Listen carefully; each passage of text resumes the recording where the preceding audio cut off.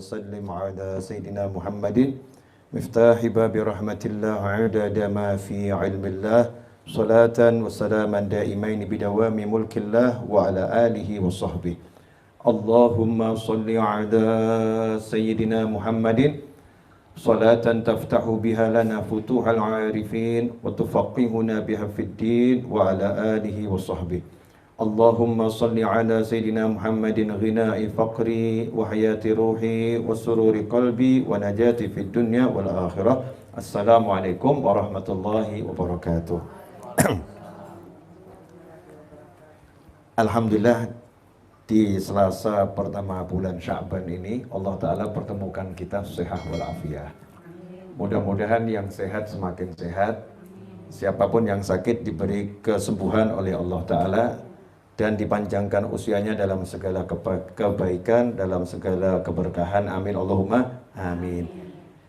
Pemirsa dimanapun Anda berada, kita akan belajar tentang masalah sedekah.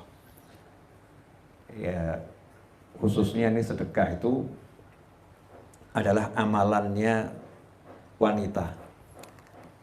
Jadi amalan yang paling utama buat perempuan itu adalah sedekah.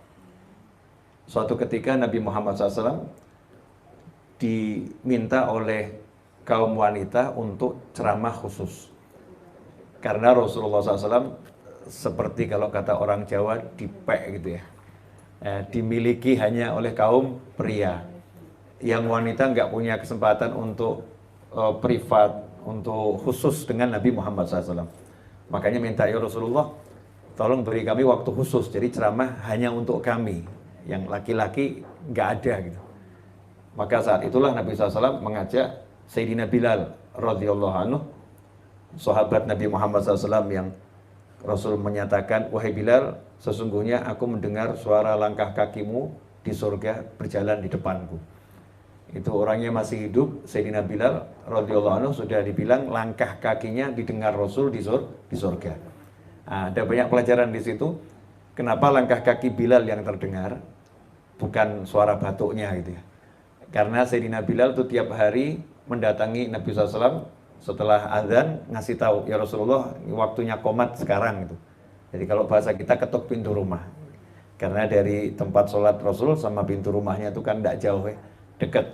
Nah, Sayyidina Bilal yang ketuk pintu rumah. Sehingga Nabi SAW hafal betul, ini suara langkah kaki Bilal.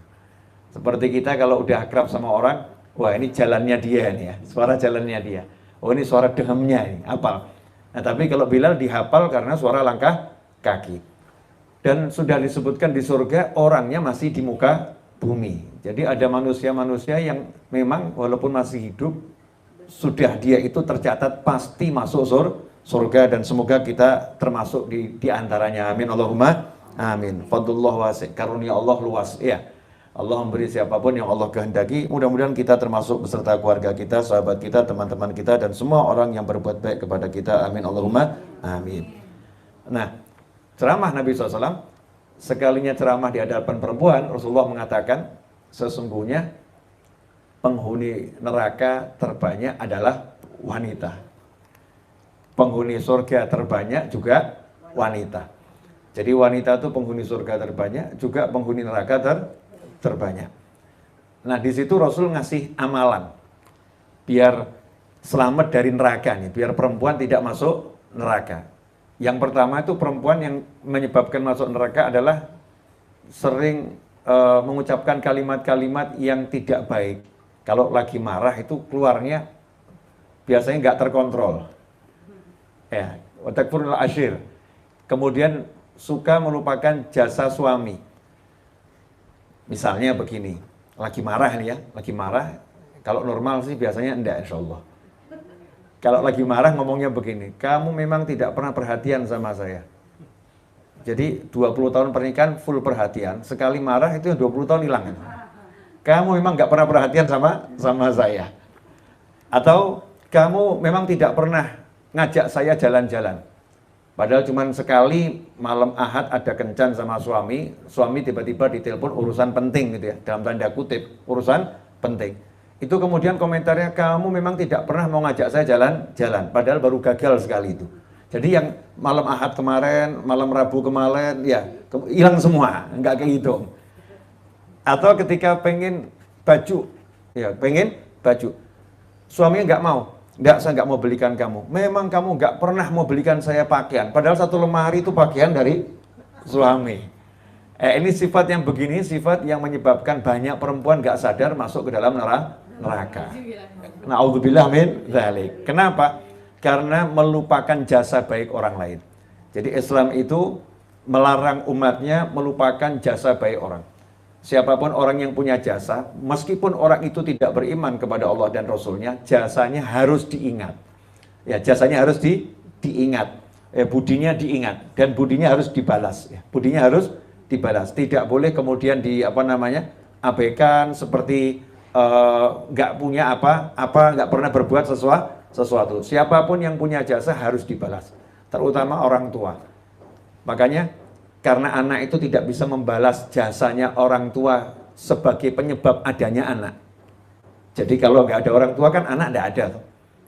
Gimana caranya kita membeli kehidupan? Nggak bisa kan?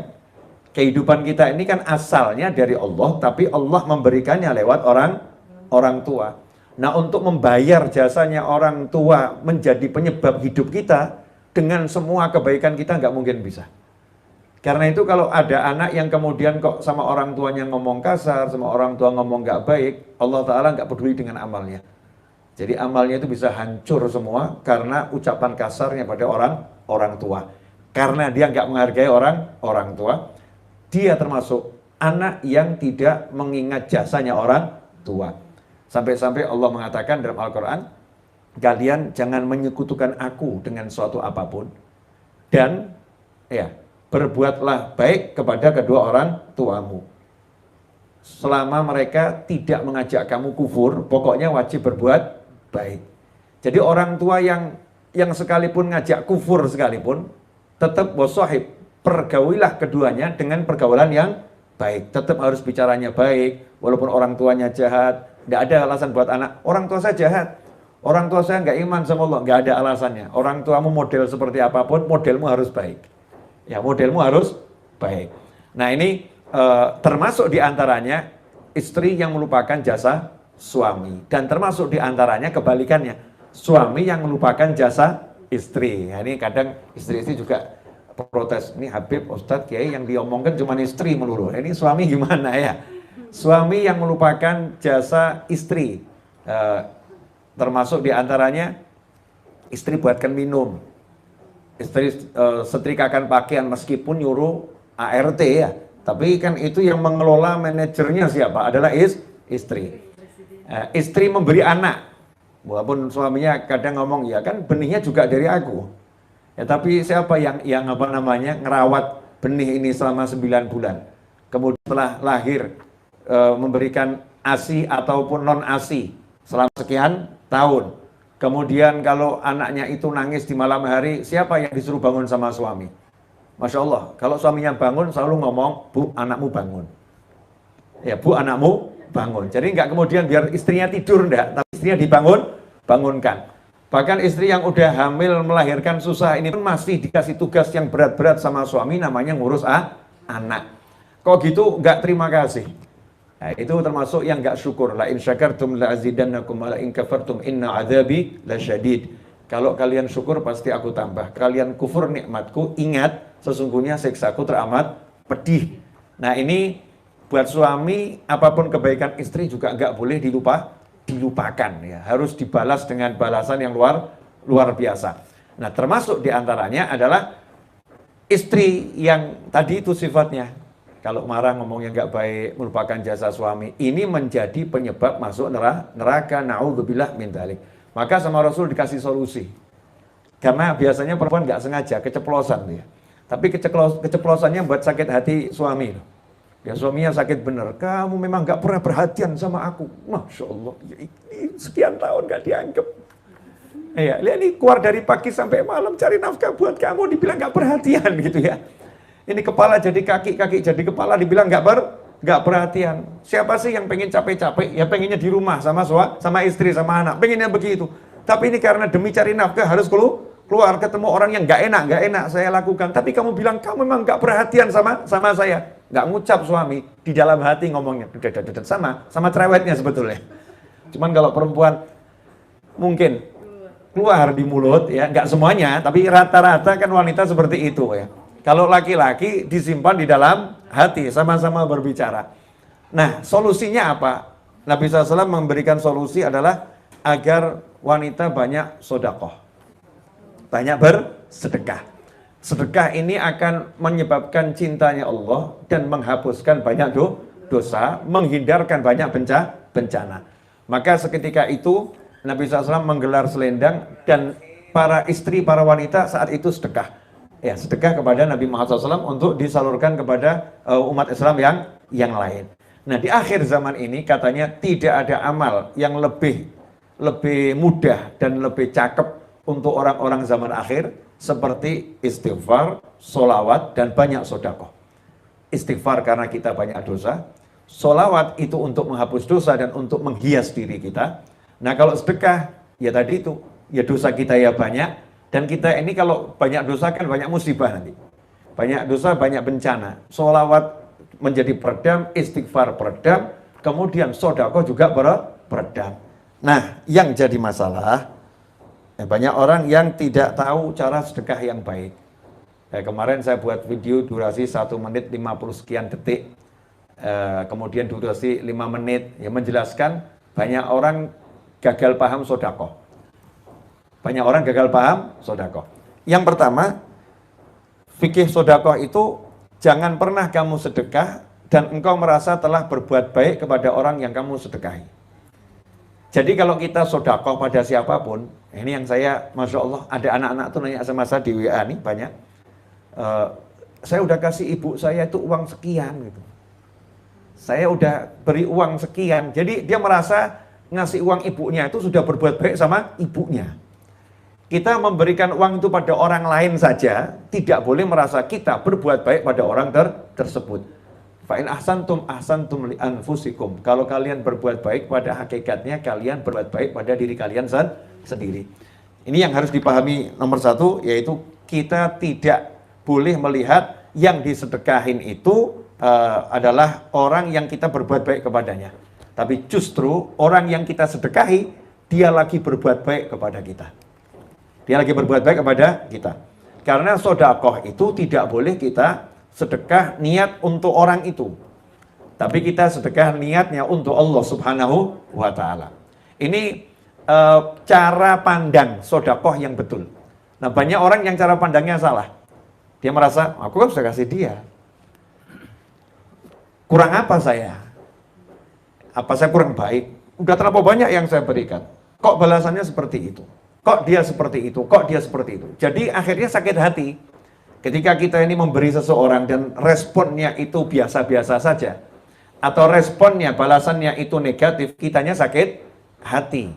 Tapi kalau kita melihat saya ini memberikan kepada Allah Subhanahu wa Ta'ala, maka jadinya indah. Jadinya nikmat. Sebagaimana dikatakan dalam berbagai hadis, di antaranya dalam hadis berikut, wa fi riwayatin li Ibnu Khuzaimah, innal 'abda idza tasaddaqa min tayyibin taqbalahu Allahu minhu wa akhadhaha bi yaminih farabbaha kama yurabbi ahadukum muhrahu aw fasilahu wa innar rajula yatasaddaqu bil luqmah faturabbu fi yadillah aw qala fatarbu fi yadillah aw qala fi kafillah hatta takuna mithral jabal fatasaddaqu aw kama qala sallallahu. Yang ringkasnya, terjemahan bebas, sesungguhnya seorang hamba itu kalau dia sedekah dari hasil usahanya yang baik. Jadi kalau sedekah harus yang baik. Kenapa? Karena sedekah ini diberikan kepada Allah, bukan diberikan kepada orang lain. Ini juga gagal banyak orang. Banyak orang kalau sedekah cari yang nggak baik. Contoh, sedekah pakaian bekas. Saya itu paling sedih dulu kalau di musola, di masjid ada tulisan pengumpulan pakaian bekas untuk anak yatim. Sudah yatim dapatnya pakaian bekas pula. Ini dolimnya kita luar biasa. Ya. Kemudian setelah saya ceramah begitu dan banyak ustadz ceramah begitu, banyak ulama ceramah begitu, diganti tulisannya. Ya, layak pakai. Ya sama saja itu pakaian bekas ya. Cuman judulnya lebih sopan. Seharusnya kalau kita mau memberi itu bukan yang bekas, tapi yang terbaik. Kalau toh bekas, itu yang kita mengeluarkan berat. Ini pakaian kesayangan saya nih. Ini yang saya cintai ini, bukan itu wah udah buang. Ini repot ini. Ya itu sebetulnya membantu mengosongkan lemari kita. Mungkin minimalis kalau kita ikut the minimalis itu ya, orang-orang yang hidup secara sederhana, konsepnya orang Jepang sama orang Amerika zaman now. Itu kalau bisa pakaian yang pokok-pokok saja, yang punya memori dibuang, yang penting ruangannya itu kok kosong ya. Di dapur juga dipilih benda-benda yang perlu saja, yang nggak perlu dibuang. Zaman sekarang kan kembali seperti zamannya Nabi SAW. Kehidupan modern semakin minimalis semakin bagus itu yang diajarkan oleh banyak orang di akhir zaman ini. Nah kalau kita mau sedekah yang betul-betul baik, bukan cari yang bekas, tapi apa yang menyenangkan orang tersebut dan menyenangkan Subhanahu wa ta'ala. Sebagaimana kalau kita dikasih, kita pengennya sesuatu yang terbaik, maka kalau kita memberi, hendaknya kita memberi yang terbaik. Diceritakan putri Nabi Muhammad SAW, Sayyidah Fatimah Zahra radhiyallahu anha, suatu ketika dilihat oleh Nabi SAW lagi membersihkan mata uang yang dari perak. Dulu kan uang itu perak atau emas. Punyanya uang sedikit dari perak, dirham, cuman 1-2 dirham, dibersihkan betul, dicuci. Karena dulu kan uangnya bukan uang kertas ya. Nah, dicuci, bersih, kemudian dikasih parfum. Nabi SAW kemudian nanya, "Wahai Fatimah, apa yang kamu lakukan?" Dijawab, "Saya bersihkan uang nih, saya kasih parfum." "Buat apa?" "Kan engkau bersabda ya Rasulullah SAW, sesungguhnya kalau ada orang sedekah, diterima oleh Allah dengan tangan kanannya." Nah, di hadits ini, yang saya baca tadi, kalau ada orang sedekah, itu diterima oleh Allah dengan tangan kanannya. Artinya Allah langsung yang menerima itu. Ya Allah langsung yang menerima, bukan orang yang kita beri, bukan. Tapi Allah yang menerima sedekah kita. Maka saya pengen sedekah saya diterima sama Allah dalam keadaan baik dan harum. Sehingga Allah senang sama saya. Ya, sehingga Allah senang sama saya. Nah ini cara sedekah itu seperti itu. Jadi orang dulu tuh kalau sedekah, cari yang terbaik, kemudian disedekahkan. Beda dengan kebanyakan kita zaman now. Terutama ini kalau bapak-bapak Jumatan tuh ya. Kalau Jumatan ada kotak amal tuh, dikeluarkan yang dicari yang angka kecil. Kalau ada merah, ada biru ya, ada yang agak hijau gitu, ya, yang dipilih itu bukan merah.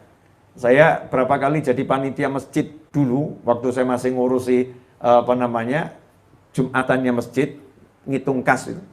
Itu kalau saya lihat ada uang merah, Masya Allah, juaranya datang. Jadi satu kotak itu belum tentu ada uang merah satu. Begitu ada satu, juaranya datang. Dan kemudian uangnya ada apa? 5.000, 2.000, abu-abu, ya, warna nggak jelas. Nggak apa-apa, nggak masalah. Tapi sayangnya di dompet itu yang dibuka 2.000 bukannya bagus. Udah 2.000 dipilih yang paling lecek, yang paling lusuh, yaitu yang disodakohkan. Betul nilainya tetap sama, tapi cara pandang yang seperti ini membuat pahalanya tidak sama. Pahalanya nggak sama. Karena kita nggak tahu kita lagi berhubungan dengan siapa. Kita bukan berhubungan dengan orang yang kita beli, tapi ibadah itu hubungan hamba dengan Allah Subhanahu wa ta'ala.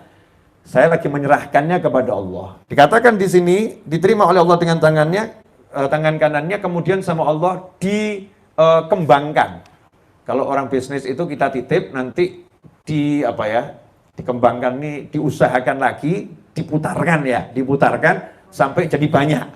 Ya, jadi banyak. Nah, sedekah kita diterima sama Allah Ta'ala, sama Allah dijadikan banyak. Sama Allah dijadikan banyak. Dikembangkan oleh Allah SWT. Nanti kemudian kita menerimanya lagi dari Allah dalam wujud yang jauh lebih besar. Nah kalau sudah paham begini, maka nggak ada orang sedekah sedih. Pasti senang. Termasuk sedekah yang paling gampang dan itu agak susah, sedekah namanya senyum. Senyum ini kan sedekah. Saya kalau ceramah latihan senyum. Dari awal gitu, dari awal saya ceramah, dari mulai SMP gitu ya, SMA. Saya kalau ngomong pokoknya latihan senyum gitu. Sampai ada komentarnya jamaah itu kalau ustadznya ceramah, saya isi pengajiannya nggak tahu, tapi lihat senyumnya hati saya tenang. Udah, hasil maksud. Ya, hasil maksud. Yang penting hatinya tenang. Nah ini senyum itu kan sedekah. Tabassumuka fi wajhi ahika hiyalaka sedekah. Senyummu untuk saudaramu itu adalah sedekah, sabda Nabi SAW. Nah kalau untuk orang lain sedekah, bangun tidur, noleh ke suami, senyum kan sedekah ya. Tapi biasanya lihat noleh ya, gak senyum-senyum juga gitu ya. Saling toleh, nggak ada yang saling senyum. Gitu ya. Jadi pandangan pagi aja sedekah pada pasangan hidup beratnya luar biasa. Ini kalau kita lihat senyumku bukan untuk suamiku, tapi senyumku untuk Tuhanku. Oh, Masya Allah, senyum ya untuk Tuhanku. Mas, bukan buat kamu, jangan GR ini ya. Ini buat Allah Subhanahu wa Ta'ala. Maka Allah akan membalas itu. Saat itu kita langsung dapat senyumnya Allah, ridhonya Allah, rahmatnya Allah, karunia-Nya Allah yang luar biasa. Begitu pula ketika suami senyum bukan untuk istrinya. Karena kalau dia senyum untuk istrinya, mungkin jawabannya juga sama dengan suami tadi. Ngapain kamu? Tumben senyum-senyum. Ada apa? Mungkin tambah suudzon ya. Mungkin prasangka nggak bagus. Mungkin komentarnya nggak enak. Pagi-pagi senyum. Mimpi apa tadi? Ayo, mimpi yang benar. Cerita gitu. Komentarnya nggak enak gitu ya. Padahal niat ngasih senyum pada istri ini suami, atau istri ngasih senyum sama suami. Tapi kalau kita niatnya ke Allah Ta'ala, komentar apapun kamu nggak ngurus mas. Aku lagi senyum sama Allah. Ya, aku lagi memberikan senyumku kepada Allah. Begitu pula sedekah. Ini mungkin banyak kerabat, entah keponakan, entah sepupu, entah paman, entah bibi. Ya, kita sedekah dengan tulus, tapi justru mungkin di belakang komentarnya negatif. Orangnya sih kaya, tapi kalau ngasih cuma segitu. Masya Allah. Ya, orangnya kaya, tapi kalau ngasih cuma segitu, nggak pernah nambah-nambah. Udah dikasih, masih ngomong yang nggak enak gitu ya. Udah diperhatikan, masih komentarnya negatif. Terus kemudian kita masuk hati, ya berarti sedekah kita emang salah. Berarti sedekah kita salah. Karena sedekah jangan pernah minta balasan dari manusia. Manusia itu meskipun udah kita kasih duit banyak, terus mau balas dengan kebaikan, itu langka. Ya langka. Yang balas betul dengan kebaikan itu langka. Normalnya ya biasa-biasa saja. Mungkin diucapkan terima kasih. Begitu kita buat dia kecewa sedikit, Masya Allah, marahnya luar biasa. Lupa ya, semua yang udah kita berikan itu lupa. Tapi Allah nggak mungkin lupa. Innallaha la yukhliful mi'ad. Allah nggak pernah melalaikan janjinya. Jadi siapa yang ngasih itu karena Allah Ta'ala, pasti dapatnya adalah kemenangan, kebaikan, keselamatan dunia sampai akhirat. Pernah diceritakan ada satu pemuda meninggal dunia di tengah padang Sahara. Ini kisah nyata ya, tapi kisah nyata ini di akhir zaman kan kadang-kadang seperti dongeng. Nah anehnya itu kita kalau dengar kisah nyatanya wali, dianggap seperti dongeng, dengar Harry Potter yang dongeng seperti nyata. Cinderella yang dongeng dianggapnya nyata. Harry Potter yang itu khayalan dianggapnya nyata. Kisah-kisah wali yang itu nyata dianggap dongeng. Ini kan terbaliknya kita nih ya. Wallahu a'lam. Tapi yang terjadi ya seperti ini. Itu ada seorang pemuda meninggal dunia di tengah padang Sahara. Kebetulan pemuda tadi ketemu sama seorang soleh. Jadi orang soleh ketemu pemuda itu, terus pemudanya meninggal. Orang solehnya bingung. Karena sebelum meninggal ada dialog. Anak muda ini tampaknya pakaiannya tampak pakaian orang-orang soleh gitu. Ya, tapi sangat zuhud, ya sangat zuhud. Sangat nggak ngurus dunia. Maka sama orang solehnya ditegur. Kamu jangan sok soleh. Ya, jangan sok soleh. Maka dijawab sama pemuda tadi, saya nggak sok soleh. Saya soleh bener. Ya, saya soleh bener. Nah, kalau kamu soleh bener, setiap soleh bener ada buktinya. Nggak bisa ngaku. Ini saya terjemahkan dengan bahasa bebas ya, biar mudah dicerna. Kalau soleh bener nggak ada ngaku-ngaku, harus ada bukti. Ya kamu soleh bener. Silakan, boleh uji saya dengan apapun. Pemudanya pede. Ya udah, kalau kamu soleh itu ciri-ciri orang soleh. Idza dzukirallahu wajilat qulubuhum. Orang-orang soleh itu kalau disebutkan nama Allah hatinya bergetar. Nah kalau kamu nyebut nama Allah kira-kira seperti apa? Oke, kata anak muda tadi, saya akan sebut nama Allah dengan segenap hati saya, tapi resiko bapak yang tanggung. Oh siap. Resiko saya yang tanggung, siap. Ini bapak tadi yang soleh juga heran juga, resiko apa gitu kan? Resiko apa? Akhirnya pemuda tadi mengucapkan, Allah meninggal dunia.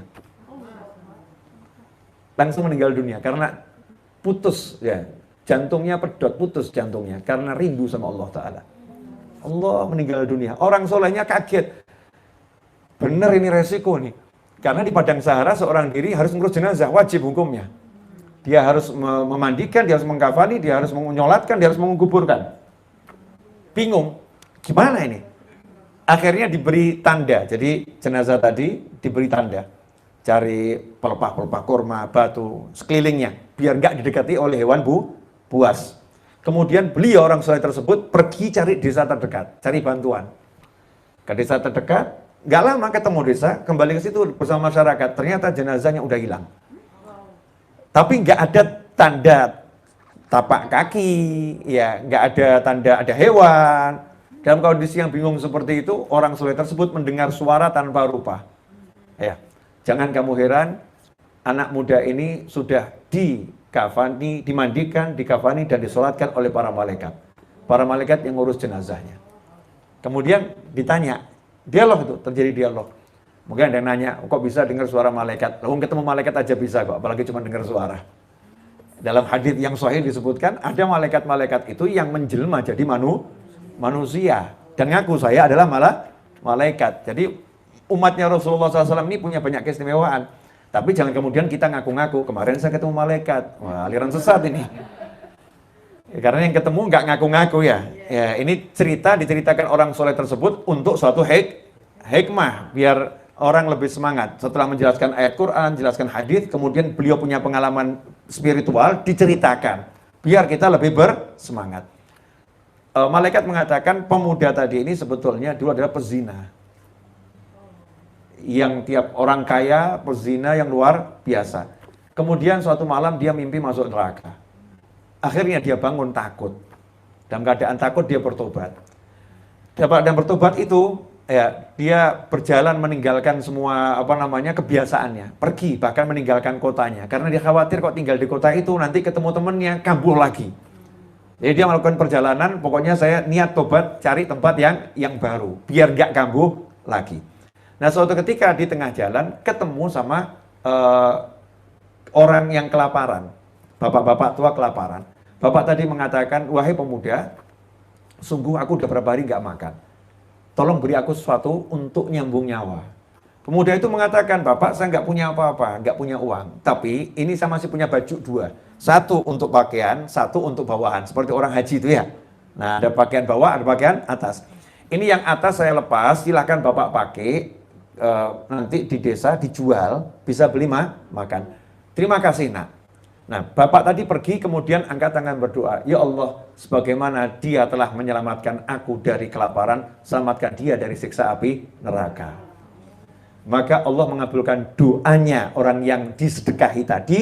Allah mengampuni semua dosanya dan Allah meletakkan dia ke dalam surga berkat sodakohnya yang satu itu. Jadi bukan karena tobatnya yang kemarin yang luar biasa. Tobat itu kan bahasa luar biasa. Yang mengangkat derajatnya karena sedekah pada orang yang tepat, yang sangat membutuhkan. Karena itu Al-Habib Abdullah bin Abdul Haddad yang mengarang Ratibul Haddad, Wirdul Latif, ya. Di kalangan Habib ada Ratibul Haddad, ada Wirdul Latif. Yang beliau sejak umur 4 tahun sudah tunanetra, tapi ilmunya luar biasa. Beliau mengatakan orang itu sedekah walaupun tidak ikhlas tetap dapat manfaat. Jadi jangan ngomong nanti saya kalau udah ikhlas baru sedekah. Udah riak-riak saja udah. Ya kamu sombong, ujub, bawa sini sedekahmu. Tetap ada manfaatnya. Tapi kalau kita bicara manfaat yang terbesar seperti yang saya jelaskan tadi. Manfaat dari mana? Wong dia niatnya pamer kok. Ya manfaatnya dari yang disedekahi. Yang disedekahi nanti akan berdoa, ya Allah dia telah bantu saya, tolong dia ya Allah, mudahkan urusan ya Allah. Nanti dapat dari situ. Ya Allah ampuni dia. Dapat dari situ. Makanya kalau kita sedekah atas nama orang yang sudah meninggal dunia kepada orang, itu sedekahnya itu manfaat. Karena nanti yang hidup itu akan mendoakan, ya Rabb ampuni orang meninggal dunia ini. Ya Allah terima amal solehnya. Dan doanya siapapun untuk siapapun itu sampai, terutama doa yang tidak diketahui oleh yang didoakan. Ya doa yang tidak diketahui oleh yang didoakan. Jadi yang berdoa nggak tahu nih yang didoakan kalau sebetulnya dia lagi didoakan oleh seseorang. Ini doanya nyampainya paling cepat. Nah, ini sodakoh. Jadi kalau kita sodakoh di antara manfaat yang luar biasa, gantinya dari Allah nih loh. Gantinya dari Allah itu banyak. Ya, banyak itu jangan diartikan duit. Seringkali orang mengartikan banyak itu angka. 10.000 diganti 100.000, diganti 1 juta, itu kecil itu. Itu kecil. Jadi Allah ganti itu bukan dengan angka, tapi dengan banyak hal. Contoh, Allah mengganti dengan menyelamatkan dari kecelakaan. Saya setiap kali keluar kota, saya seperti mewajibkan diri saya sendiri sebelum jalan harus sedekah. Ya, di antara niatnya agar selamat sampai di tujuan dan kembali pulang ke rumah selamat. Dan yang saya tinggalkan di rumah selamat dari segala hal yang tidak menyenangkan dunia maupun akhirat. Harus sedekah. Sedekah yang paling gampang itu di pom bensin. Nah, di pom bensin, beli bensin, mas bensinnya full, 400.000 full misalnya ya. Saya kasih 500.000. Orang yang mau kasih kembali, nggak usah kembali mas, hadiah. Terima kasih Pak, mudah-mudahan selamat, amin. Itu yang saya tunggu itu. Yang saya tunggu doanya dia. Walaupun dia nggak mau doakan, saya udah niatkan niatnya untuk keselamatan. Kita kan ngomongnya ke Allah, bukan kepada dia. Yang ngomongnya kalau ya Allah ini biar saya selamat, semuanya selamat. Kita minta sama Allah Subhanahu Wa Taala. Di antara gantinya itu. Nah, kemudian di antara ganti dari sekian banyak, itu duitnya tetap diganti sama Allah. 100.000 akan dilipat gandakan, itu pasti. Tapi gantinya Allah nggak cuma itu gitu loh. Allah maha baik, Allah maha dermawan, Allah maha pemurah. Dan orang yang berbisnis sama Allah nggak pernah rugi. Bonusnya banyak. Belinya satu, bonusnya banyak. Itu dari Allah Subhanahu Wa Taala. Nah, di antaranya diberi kesehatan. Ini sehat ini dari sedekah-sedekah kita. Makanya orang yang sakit itu obat terbaik. Da'u mardhakum bisodaqah. Obati yang sakit di antara kalian dengan sedekah. Nah, zaman ini kan penyakit macam-macam. Cuman orang kan fokusnya ke COVID tok ya. Padahal penyakit itu macam-macam. COVID itu ya penyakit, tapi penyakit macam-macam. Makanya niatkan menghindari segala macam penyakit. Penyakit lahir maupun penyakit batin. Termasuk dengan sedekah. Dengan sedekah, ya Rabb, biar saya sehat, biar keluarga saya sehat. Doanya semakin banyak. Sedekahnya satu kok mintanya banyak, nggak apa-apa, mintanya sama Allah kok. Nah, minta sama Allah itu sebanyak apapun sedikit karena Allah maha kaya. Justru Allah senang. Ini sedekahnya satu, mintanya banyak, Allah senang. Kenapa senang? Dia tahu punya Tuhan yang maha kaya, Tuhan yang maha memberi, Tuhan yang maha dermawan. Beda kalau kita sama orang, bayarnya 1.000 kok mintanya banyak, dimarahin kita. Oh kamu nih, misal di warung makan lah, kita bayar sesuai yang kita pesan, tapi banyak permintaan. Mbak tolong Mbak ya sambal ditambah, Mbak tolong ini ditambah, ini tambah. Akhirnya ngomong ya udah cukup, silahkan pulang saja lebih baik. Ini belinya sedikit, ya mintanya banyak, duduknya 5 jam. Ya, ini mau numpang nongkrong atau mau makan ini ya. Tapi kalau sama Allah Ta'ala kita nambah model apapun, Allah senang. Nah, ini akidah kita kalau sedekah. Jadi kalau sedekah akidahnya kita satu muamalah sama Allah, bukan sama orang yang kita beri. Karena sama Allah maka kita pilih yang terbaik. Kemudian memberikannya dengan cara yang terbaik. Termasuk cara yang terbaik dalam kitab Ihya Ulumuddin yang dikarang Imam Ghazali rahimahullah dan kitab-kitab yang lain dikatakan orang-orang soleh terdahulu kalau sedekah tidak pernah meletakkan tangannya di atas. Jadi kalau sedekah selalu meletakkan tangannya di bawah. Yang diberi yang disuruh ngambil dari atas. Maka ditanya sama yang memperhatikan, ini orang-orang soleh ini kalau sedekah kok nggak begini ya, tapi begini. Dijawab, iya, saya nggak pengen dia jadi rendah karena saya. Karena tangan yang di atas lebih mulia daripada tangan yang di bawah. Saya pengen dia yang lebih mulia. Saya pengen dia lebih mulia. Karena sebetulnya karena dia saya jadi mulia. Jadi nggak ada sombong sama sekali. Jadi betul-betul hatinya itu ditata ketika sedekah. Makanya banyak orang yang ngeluh, saya udah sedekah, tapi kok hidup masih amburadul. Nah ini kalimatmu udah menunjukkan kalau sedekahmu salah. Gak ikhlas. Jadi ikhlas itu memberikan sedekah hanya pada Allah Subhanahu Wa Ta'ala. Nah kaitannya dengan tidak ikhlas ini, ada kalimat yang sering diucapkan oleh orang-orang ketika dimintain sedekah. Misalnya gitu, untuk bantu uang duka buat keluarga yang ditinggalkan. Nah ini biasanya ada yang nulis seikhlas saya ya, seikhlasnya ya sedikit, seikhlasnya itu sama dengan gitu. Padahal seikhlasnya artinya yang ditujukan pada Allah Subhanahu Wa Ta'ala. Lah kalau untuk Allah masa yang sedikit. Makanya kalau saya ngomong sama teman-teman nggak usah ikhlas, riya saja. Saya nggak terima yang ikhlas, terimanya yang riya, ujub, pamer gitu. Yang penting banyak. Kamu kalau sedekah seperti itu, sama orang yang suka ngomong seikhlasnya saja. Tapi sedekah kamu 1 sen itu akan besar kalau betul-betul kamu punyanya itu. Kamu tujukan untuk Allah Subhanahu Wa Ta'ala, bukan ditujukan untuk orang lain. Masalah ikhlas yang tahu hanya Allah sama kamu. Tapi kalau kamu mau kasih orang untuk Allah Ta'ala, jangan kalimat seikhlasnya mengganti kalimat sedikitnya. Ya, ikhlas gak perlu diucapkan, kamu beri usahakan semampumu sebanyak mungkin karena itu bukan untuk dia, tapi untuk kemudian perlu diingat jangan memaksakan diri. Ini kadang kalau belajarnya nggak tuntas, semua pengajian istrinya bingung, semua dijual. Ya, semua dijual. Nggak seperti itu. Jadi sedekah ini bukan kemudian habis-habisan dibuang, semua dijual, tidak. Allah nggak suka kalau umatnya Nabi SAW itu memaksakan diri. Ana wa khiyar umati bur'an minat takalluf. Aku dan umatku yang baik-baik, kata Nabi SAW, itu sifatnya tidak memaksakan diri. Contoh misalnya, buat acara tahlilan atau pengajian. Kalau punyanya air putih, ya keluarkan air putih. Tapi kalau kamu bisa beri susu, ya beri susu.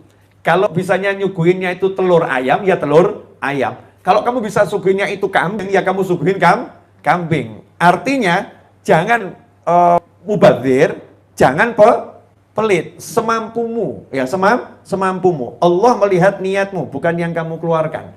Yang dilihat adalah niatmu. Lah kalau tahu memang istrinya masih punya kebutuhan, anaknya ada kebutuhan, jangan semuanya diajak, kamu siap miskin ya, rezeki dari Allah itu. Ya enggak begitu. Ya rezeki memang dari Allah Ta'ala, tapi Allah memberikan aturan, dia memberikan aturan. Kecuali kalau memang manusianya satu keluarga, memang sifatnya seperti itu. Contoh, Sayyidina Umar bin Khattab radhiyallahu anhu datang menghadap Nabi Muhammad SAW.